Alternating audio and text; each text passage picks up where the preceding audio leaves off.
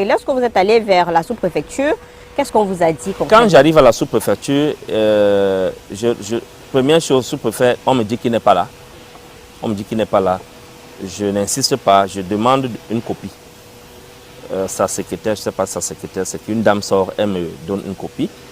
Et sur la copie, le sous-préfet a évoqué deux motifs. Le premier motif, c'est qu'il dit que quand il observe la mobilisation qui est faite sur le terrain pour ma dédicace, elle s'apparente plus à une campagne politique qu'à la dédicace d'un livre. Vous imaginez ça? Donc le sous-préfet est entré dans le Congo, ça.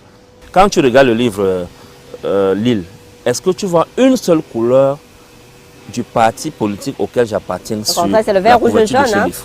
Voilà, c'est le vert ou jaune. Et c'est l'image du Cameroun qui est ici. Voilà. Donc, le MRC n'est pas estampillé ni son logo sur ce livre. Pareil pour les tickets d'invitation et pour tous les supports de communication que j'ai imprimés, payés. Comment vous êtes senti parce qu'il y a d'autres qui devraient aller au forcing. La décision que vous avez prise, donc, c'était quoi? D'annuler aussi complètement, de ne pas faire l'affront? Comment vous avez fait? Ce n'est pas le moment d'aller au forcing. J'économise mon souffle. Que le sous-préfet sache que le moment viendra bientôt. Je vais aller au forcing quand ils vont encore vouloir s'associer au RDPC pour voler nos voix, comme ils ont l'habitude de le faire. Là, c'est un autre visage de Pierre-Emmanuel Bignam qu'il verra. Mais pour l'instant, ce qu'il a fait hier, c'est une honte pour lui, c'est le sous-préfet. Et il n'a même pas daigné me rencontrer pendant 2 jours.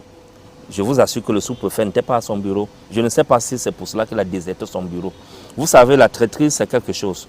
Je pense que sa conscience le juge.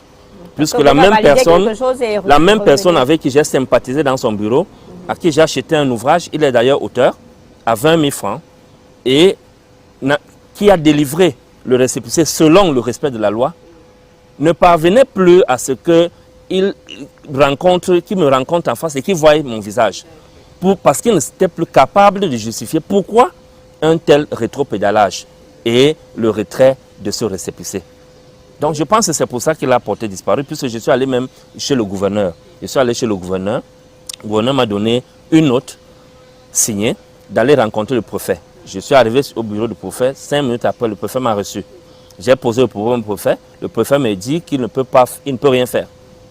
Il ne peut rien faire. Or, je sais que qui peut le plus, peut le moins. Il peut amener le sous-préfet à rapporter cet acte de forfaiture, cet acte arbitraire, qui a un caractère dictatorial.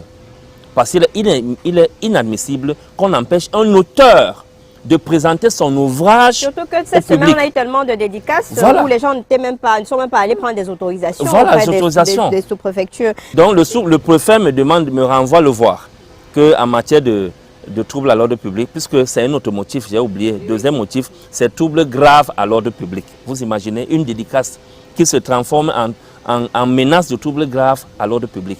Je pense que ce sont des motifs fallacieux. Le sous-préfet a reçu des ordres venant de sa hiérarchie au plus